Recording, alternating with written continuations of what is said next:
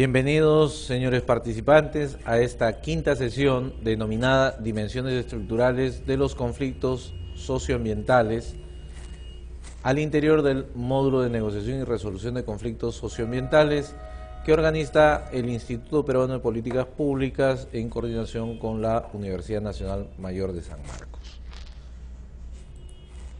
Para esta sesión hemos previsto que podamos indagar desde el triángulo denominado ABC según Galtung. Este triángulo nos va a graficar las vértices de actitudes, comportamientos y la contradicción propiamente dicha. Como sabemos, en todo conflicto social y especialmente en los conflictos socioambientales, tenemos componentes que pueden graficar situaciones persistentes, cada vez con mayor grado de violencia, ya sea porque las actitudes son profundas, porque el comportamiento es profundo, o porque las contradicciones son profundas. Generalmente estas no son verbalizadas, pues están condicionadas por el subconsciente colectivo, la cosmología de una determinada nación, la cosmovisión de una determinada nación, el género, las clases sociales, los niveles de pobreza, el nivel educativo, el ingreso per cápita, la disponibilidad o acceso a servicios, etcétera, etcétera, etcétera. Bien, pues, explorando este triángulo, diremos que las actitudes están referidas a cómo se sienten, cómo piensan las partes de un conflicto, cómo perciben al otro y cómo ven sus propias metas referidas al conflicto en sí mismo. Al respecto, se debe focalizar la atención sobre las actitudes, ya que los problemas derivan de mentes tomadas por el odio o de mentes distorsionadas, muchas veces en el desarrollo psicológico del individuo, pero también de las colectividades. Determinados elementos pueden estar acusando frustración o disfunciones en razón de los estímulos que han tenido en su proceso de desarrollo. Por lo mismo, es importante averiguar sobre estas actitudes. De otra parte, en cuanto al comportamiento, este alude a cómo actúan las partes durante el conflicto. Si buscan intereses comunes y acción creativa y constructiva, o si tratan de perjudicar y causar dolor al otro. Es decir, si cifran su comportamiento en estrategias cooperativas, proactivas, o, en su defecto, si son competitivos, entran a un plano de negación o de suma cero. La importancia de analizar el comportamiento de los actores implica que se sitúe el escenario para poder limitar toda confrontación ideológica e incluso psicológica que haya y surja de comportamientos indebidos. Asimismo, la contradicción tiene que ver con el tema o temas reales del conflicto y cómo se manifiestan. Las partes muchas veces difieren en su percepción de cuál es la contradicción o raíz del conflicto. Las contradicciones se agudizan cada vez más cuando no hay procesos de diálogos democráticos y participativos, por lo cual es de suma urgencia que hayan estos procesos para buscar una situación adecuada a la problemática del conflicto social. En cuanto a la contradicción, las percepciones que podemos desarrollar desde la perspectiva u óptica, la ubicación, la situación de cada actor pueden variar sustantivamente.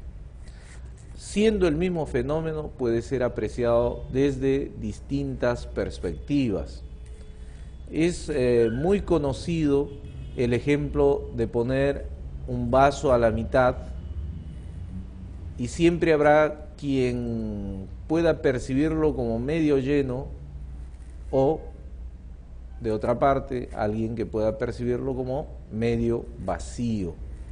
Esas diferencias de percepción muchas veces generan el punto de contradicción que pretende en más de un caso hacer punto de negación. Mi posición niega la tuya.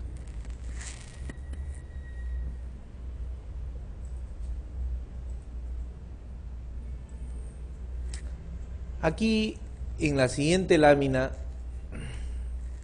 observamos un flujograma que evidencia la fase cíclica de los conflictos ambientales o socioambientales.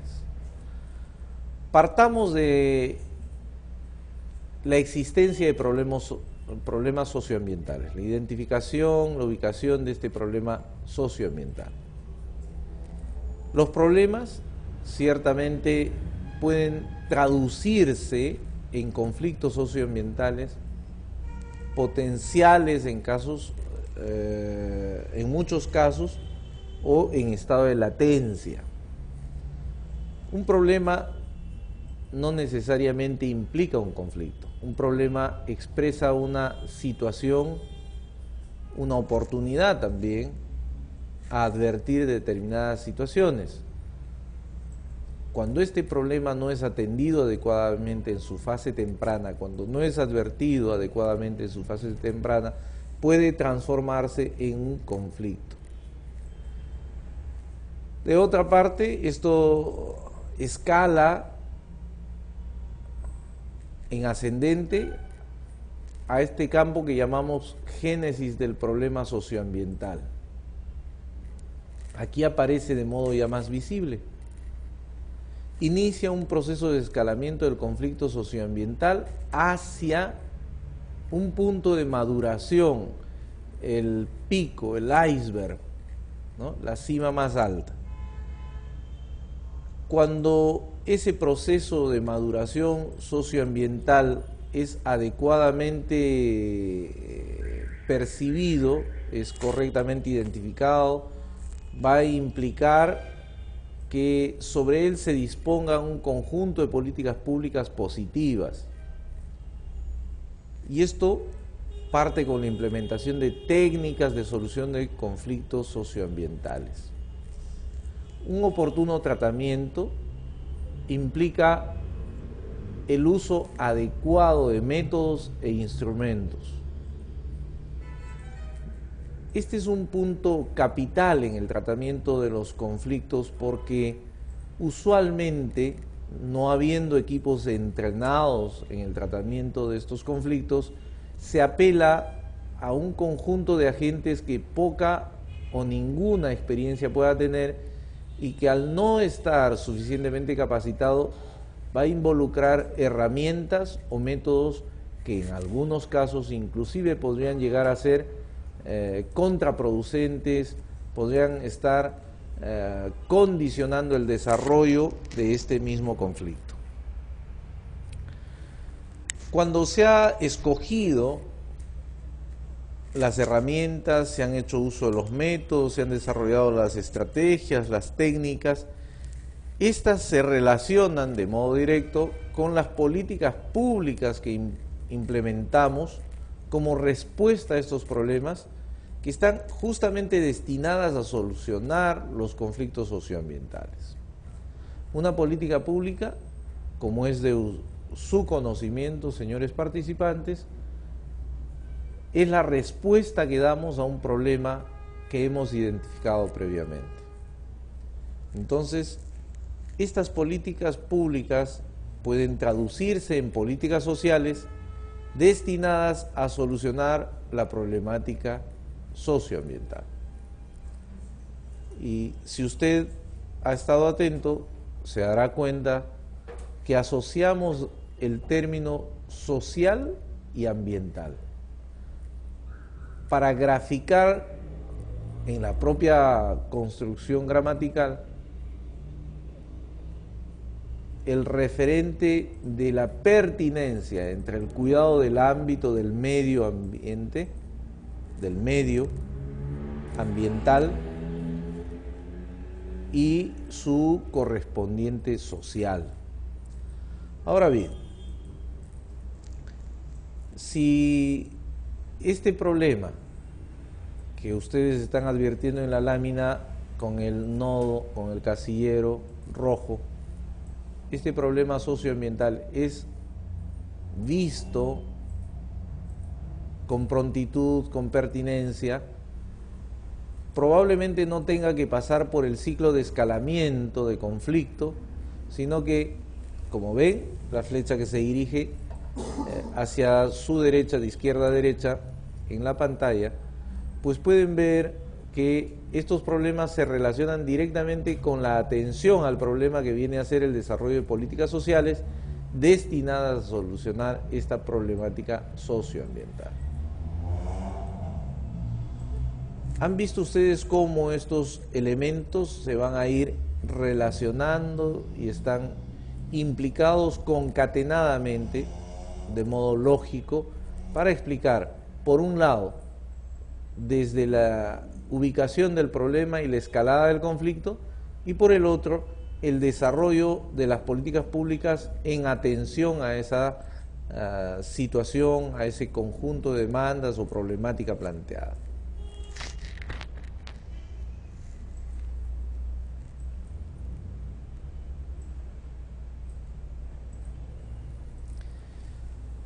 De otra parte, tenemos aquellos factores de los conflictos socioambientales. Como ustedes pueden ver, en el desarrollo de los factores de conflictos socioambientales, tenemos una estructura institucional, tenemos información o comunicación. De otra parte, un conjunto de intereses y aspiraciones, y de otra, un conjunto de valores y tradiciones. Todos estos elementos entonces los reunimos bajo una, si se quiere, lógica, una clasificación, una identificación, y le damos una categoría de factores de los conflictos. En aquello que toca por lo estructural institucional, encontramos 4 factores. El primero de ellos, pobreza extrema en localidades rurales. Relacionado también a ello, la falta de oportunidades laborales en el ámbito, la falta de una adecuada educación, es decir, una educación pertinente con el medio, y de otro que es razón inclusive condicionada por el primero de los factores mencionados, este cuarto que refiere la falta de higiene y salubridad de la población. Muchas veces cuando tocamos estos temas pudiésemos herir susceptibilidades, pero para ser un poquito más gráfico, este ámbito se relaciona también, o este factor se relaciona también con el acceso a determinadas condiciones, por ejemplo, agua segura. Uno de los mayores factores de pobreza es la desnutrición crónica infantil. Cuando indagamos por las causas de la desnutrición crónica infantil, por cierto, está relacionado con la ingesta calórica, etcétera, pero también con situaciones de salud, como la parasitosis. Y la parasitosis, que es directa respuesta o directa consecuencia de un acceso a agua no segura. Entonces, como ven, estos factores tienen que ver también con el desarrollo estructural en cuanto a las características de la sociedad, los roles y responsabilidades de las instituciones y cómo esto es asumido o no por estas instituciones. De otro lado, tenemos en cuanto a información y comunicación como factores la poca difusión de la información ambiental. Muchas veces, inclusive los pobladores locales tienen un bajo conocimiento de su información ambiental. En más de un caso podemos encontrar todavía situaciones de población local que, dotándole de animosidad a los factores ambientales, a los elementos ambientales, al ambiente propiamente, tiene una explicación mágica, mítica, cuasi religiosa del comportamiento o respuesta del ambiente. Entonces, hace falta ciertamente aportar una mayor información fundada, basada en desarrollo científico. Por otra parte, tenemos un desconocimiento de la riqueza natural existente. Es ampliamente recurrido el mapa de la pobreza. Cuando caracterizamos una localidad, usualmente vamos y acudimos a observar su situación en función de en qué quintil de pobreza está. Tenemos un mapa muy bien justificado y explicado en cuanto a las carencias. Y eso está bien, porque ayuda a darnos un aspecto de la fotografía, ¿no? Lo que complementa, los tonos que complementan la fotografía son aquellos que tienen que ver con los mapas de potencialidades, los mapas de riqueza. Y ese es algo pendiente, eso es algo pendiente. Si bien tenemos zonificado donde tenemos depósitos de mineral, donde tenemos, no sé, pues, la tierra apropiada para determinado sembrío, etcétera, etcétera, todavía cuando hablamos de desarrollo económico territorial y cuando hablamos de ordenamiento territorial, no solamente debemos hablar de delimitación, sino estudios que respondan a una clasificación del terreno, una clasificación del ambiente, con todas sus potencialidades, con todas sus deficiencias, pero fundamentalmente que identifique la riqueza que podemos lograr con un manejo adecuado de ese ámbito. Por otra parte, no se hace una buena información técnica. Es corriente ver en el ámbito rural o en las zonas de explotación que se contratan muchas veces extensionistas. Y estos extensionistas van a hacer una explicación didáctica, sensible hacia la población. Pero en más de un caso también es cierto que carecen de suficiente información técnica o de medios para poder hacer esa difusión, ese desarrollo informativo. Y por último, tenemos que en muchos casos, en muchas situaciones, la información es falsa sobre los problemas ambientales existentes.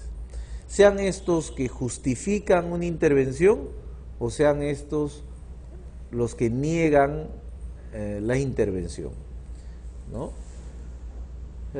Comúnmente suele pensarse de que si el ganado enferma, necesariamente eso tiene que ver con la minera. y probablemente sea así por el uso de las aguas, pero probablemente no sea así. Y si solamente partimos de supuestos sin un respaldo puntual, podríamos estar incurriendo en falsear la verdad, en alterar o distorsionar las condiciones reales. Véase que en este caso, en muchos proyectos o en situaciones muy concretas en nuestro país, la información falsa puede ser exprofesamente falsa o circunstancialmente falsa, ¿no?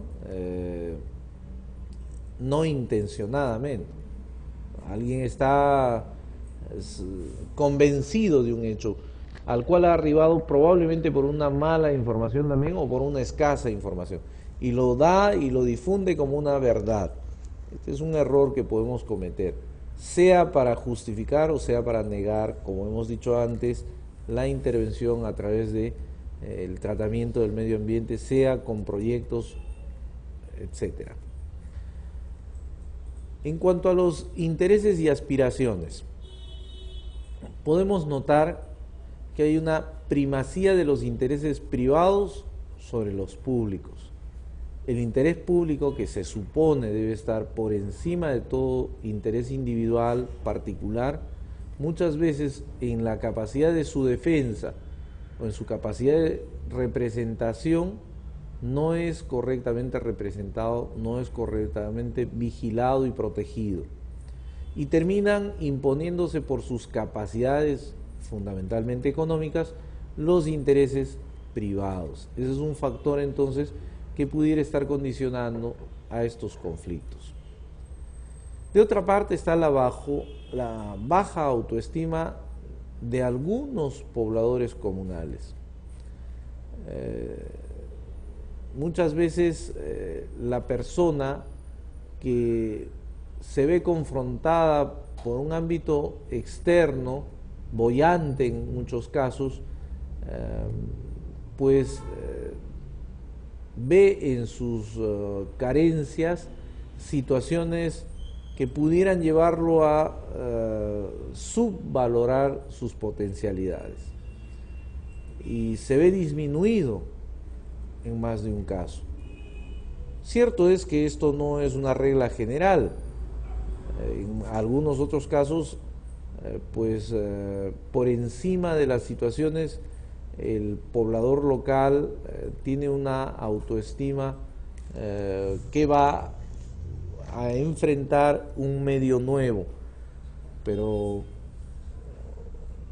sea esto o no, lo cierto es de que en los procesos de adaptación sobre realidades nuevas tiene un costo ciertamente para aquellos que tienen que hacer ese tránsito, y en muchos casos puede esto impactar directamente sobre no solamente las capacidades del individuo, sino también sobre las capacidades colectivas. Un factor que pudiera estar presente también, y dicho sea de paso en condicional, pudiera estar, es que haya aspiraciones limitadas de los pobladores. Un ámbito muy acotado, ¿no? Muy concreto, muy puntual sobre las aspiraciones. Y parte de resolver estos conflictos sociales es ayudarlos a descubrir el abanico de posibilidades que pueden tener los pobladores, para que amplíen ciertamente no solo su visión, sino todas las posibilidades de desarrollo que pueden generar. Y por último, una falta de concientización sobre la problemática ambiental. Este es un tema que iremos reiterando clase a clase, pero necesitamos desarrollar una conciencia sobre la problemática ambiental. Convertir la problemática en solucionática, es decir, proactivamente ver la respuesta positiva a situaciones no previstas o previsibles que pudieran estarse presentando por la intervención del hombre en el ambiente. Por último, tenemos en cuanto a valores y tradiciones, que en muchos casos se mantiene una vigencia de tradiciones ancestrales de estos pobladores de las comunidades, no solo campesinas, sino también nativas, que a partir de su cosmovisión y entendiendo en una lógica distinta el desarrollo, pueden ciertamente generar desajustes, ¿no? Van a impedir el uso y aprovechamiento de los recursos naturales, porque probablemente esto termina afectando valores, patrones de comportamiento, etcétera, etcétera, etcétera, ¿no? No necesariamente siempre se impacta negativamente, ¿no?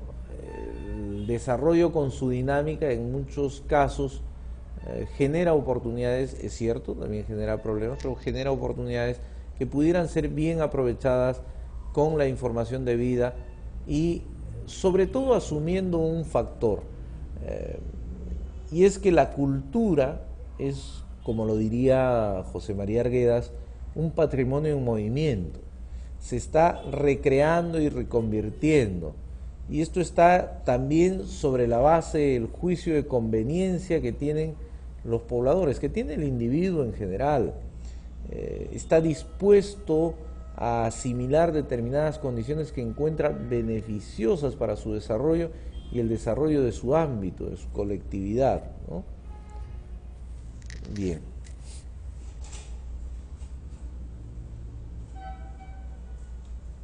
Tenemos, de otra parte, un conjunto de herramientas de análisis de los conflictos socioambientales. Al respecto, diremos que tenemos tres clasificaciones, y esas tres clasificaciones nos están arrojando la posibilidad de herramientas que parten por la descripción del conflicto socioambiental, el propósito y cómo utilizar esta herramienta. Bien. En cuanto al triángulo PIN, que expresa posiciones, intereses y necesidades, esta es una teoría de posiciones, intereses y necesidades que está basada en la idea de que hay algunas necesidades universales, como por ejemplo identidad, seguridad, supervivencia, etc. En base a estas necesidades, las personas buscan ciertos intereses y crean posiciones, que asumen, que consideran que éstas colmarán sus intereses en función a la temática ambiental. En esta misma línea, desarrolla un propósito. ¿Y cuál es el propósito? Ir más allá de la posición de cada parte comprometida en el conflicto socioambiental. Es decir, superar la posición, comprender los intereses y necesidades subyacentes, decantar la posición de los intereses y necesidades. Y por lo mismo, explorar terrenos en común entre las partes como una base para futuras discusiones. Aquí es muy importante preguntarnos qué nos congrega, qué nos hace comunes, qué compartimos, antes que qué nos distingue, qué nos hace diferentes, qué nos separa.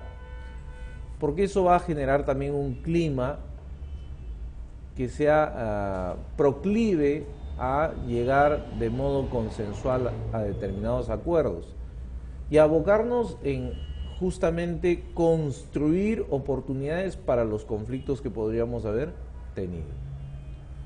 ¿Cómo utilizar esta herramienta PIN? Pues cada parte implica en el conflicto socioambiental, cada parte implicada en el conflicto socioambiental debe analizar posiciones, intereses y necesidades. Tres campos, tanto las propias como las de los demás actores. Así, entonces tenemos que, como otro elemento, debemos encontrar las necesidades subyacentes de las diferentes partes para poder satisfacerlas progresivamente. Si nosotros tenemos una correcta lectura de cuáles son las posiciones, cuáles los intereses y necesidades reales, entonces podemos mejor atender la satisfacción de esas necesidades en función de nuestros intereses, decantando las posiciones. En cuanto a la herramienta denominada triángulo de niveles múltiples, aquí encontramos cuestiones de interés, niveles de relevancia y partes involucradas. El triángulo de niveles ayuda a analizar un conflicto socioambiental clasificando a los diferentes actores según una escala de niveles que va agrupando características básicas a niveles cada vez más complejos. En la cima del triángulo, que es el factor cardinal o más importante, y la cima del triángulo es la base del conflicto socioambiental. Bien, pues tenemos un propósito, y este propósito es identificar las principales partes relevantes para el conflicto socioambiental, así como también los diferentes niveles a los cuales pertenece. Otro propósito es comprender las relaciones de poder de los diferentes actores en el mismo nivel o entre niveles. Por cierto, cada nivel o cada actor en su nivel puede tener cuotas distintas de poder y ciertamente al momento de relacionarse, al momento de interactuar, estos ponen en camino, en marcha, en práctica todas sus capacidades, ¿no? Por ello es importante comprender estas relaciones. Sobre la pregunta ¿cómo utilizar esta herramienta? Pues, por un lado está mencionar el conflicto y los diferentes niveles de importancia. De otra parte, identificar a los diferentes actores en cada nivel, comenzando por el nivel local y especificando los problemas e intereses en cada uno de ellos. Determinar la participación de cada parte en los diferentes niveles, es decir, qué grado de involucramiento tiene, cómo es la dinámica que desarrolla, de qué recursos dispone, etcétera, etcétera, ¿no? Es siempre bueno en el levantamiento de información establecer un mapa de actores con estas características. Adicionalmente tenemos otra herramienta denominada triángulo ABC, del cual hemos hablado en esta clase. Y el triángulo ABC ayuda a comprender las fuerzas que se mueven en un conflicto socioambiental, tomando en cuenta las percepciones diferentes de los actores. Allí es importante las actitudes de las partes, el comportamiento de los involucrados, el contexto intrasocietal y suprasocietal del conflicto. Esa correspondencia endógena, exógena para el conflicto es vital. Entonces, el propósito de esta herramienta es analizar las dinámicas de un conflicto socioambiental, viendo cómo diferentes factores se influencian mutuamente. Por cierto, cuando se afecta, lo puntual es que en la interrelación también se es afectado. Entonces, estos factores se van a influir mutuamente, recíprocamente. Otro propósito es identificar y comprender las apreciaciones de las partes involucradas en el contexto de acuerdo a su comportamiento y actitud. En la respuesta a la pregunta, tenemos que decir que debemos graficar un triángulo en donde se incluya los temas más importantes de la problemática socioambiental, en donde a cada vértice le corresponda temas relacionados a la actitud, la conducta y el contexto en que se da el conflicto. Esto nos ayudará a tener una aproximación sistemática, mucho más real y concreta, que tendrá que ser siempre, sí, como toda metodología, como toda herramienta, siempre estar verificándola y ajustando la información, haciendo validaciones permanentes para ajustar la información. El peor error que podemos cometer ciertamente es considerar que por la aplicación de una metodología no hay margen de error o que ésta sirve de plantilla permanente.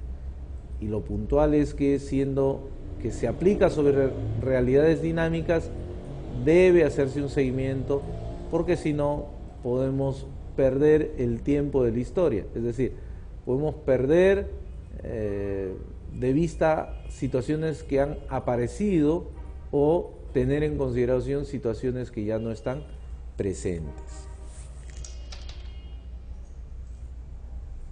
Bien. Aquí tenemos por último las dimensiones del conflicto socioambiental, y es dimensión histórica, cultural, económica y gestión del conocimiento como una dimensión adicional. En cuanto a la dimensión histórica, tenemos que decir que los conflictos socioambientales se originan en la forma como cada sociedad configura su territorio, determinando unas tendencias al deterioro o a la conservación a partir de determinadas relaciones sociales.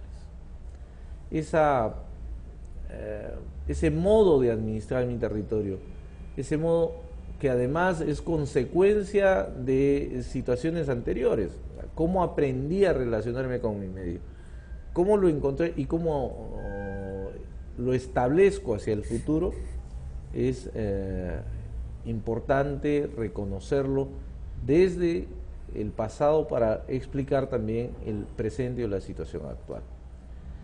En la dimensión cultural persiste la convivencia y el conflicto entre distintas cosmovisiones de la naturaleza, desde aquellas ligadas al crecimiento económico hasta aquellas que forman parte de la protesta de grupos étnicos, es decir, aquellas que se afincan en un modo de vida particular que es coherente con su sistema de vida, que probablemente hace un distingo de lo que nosotros podemos entender por crecimiento o desarrollo económico desde una perspectiva muy distinta, que es la de una economía basada en situaciones de subsistencia o de producción primaria, o en los otros casos de aprovechamiento rotativo de la naturaleza, ¿no? Bien, allí un elemento importante que quizás hubiera valido la pena explorar para explicarnos el tema de el baguazo, en el caso peruano, es el reconocimiento de distintos tipos de lógica para entender el derecho también, sobre la base del reconocimiento en nuestra legislación del derecho local o el derecho consuetudinario que tienen las comunidades nativas, las comunidades, en algunos casos las comunidades rurales, frente al derecho positivo, que es un derecho occidentalizado. Esto responde a lógicas de tratamiento también distinto. En cuanto a la dimensión económica, los conflictos de mayor intensidad y que han generado mayores polarizaciones son estos precisamente que han repercutido negativamente sobre la cohesión social. Administrar la pobreza es difícil, de administrar la abundancia también lo es.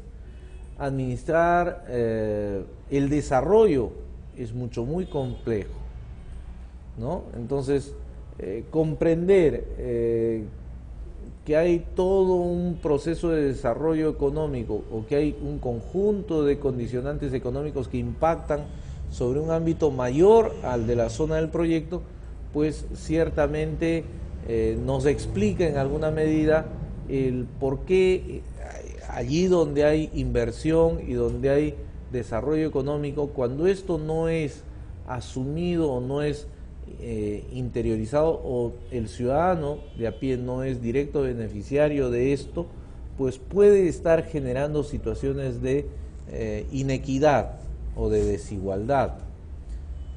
En cuanto a la minería, lamentablemente la minería que se ha hecho en el pasado en nuestro país ha tenido una característica a partir de la que no había un respeto del medio ambiente, pero tampoco había un real beneficio de la población, ni siquiera en cuanto a desarrollo de infraestructura. Esta ha sido mínima en todo caso. Hoy el proceso de desarrollo económico que ha sido impulsado por la explotación minera, el desarrollo de los metales, el mercado de los metales, en fin, ciertamente ha generado un aporte al erario nacional a través de canon, regalías, etcétera, importante para los gobiernos regionales y para los proyectos de inversión pública. Es decir, hay un conjunto de recursos que no están siendo correctamente aprovechados. Uno de los mayores problemas que tiene Cajamarca es que, pese al gran desarrollo minero que ha tenido y por lo mismo las importantes fuentes económicas que ha dispuesto el canon, la pobre capacidad de gestión que tienen los gobiernos regionales y locales, la poca capacidad que se ha tenido para poder desarrollar bienestar en la población, ha hecho que obviamente la percepción sea negativa, la población resista que haya una continuidad bajo esta circunstancia y por lo mismo hay una predisposición hacia el conflicto. Por último, la gestión del conocimiento, donde cada grupo, institución, país, región, etcétera, va desarrollando conocimientos, información y establece nodos de producción y distribución del conocimiento que facilita o dificulta una toma adecuada de decisiones para el manejo de los conflictos socioambientales.